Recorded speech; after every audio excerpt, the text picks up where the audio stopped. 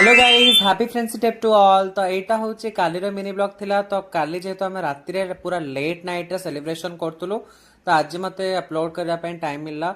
तो ता आगुर आपण मैंने देखी दंतु आमे माने केमती कोन सब खाया पिया बनै सब रेडी कर रखी देछु, जेहेतु ता परे परे आमे एन्जॉय करिवु। तो आउ आ पई के टाइम दे परिबेनी। सो आग खाया पिया रेडी कर साला पर आमे छात उपर पळे आस्तिलु। एंड एठी जी दीदी आउ नांडूर खाउथिले, जेहेतु सेमानको ऑलरेडी भोक लागथिला। एंड फिजा दी भाबुथिला केमती कोन पार्सल कर नबो बोली बैग रेडी कर देथिला।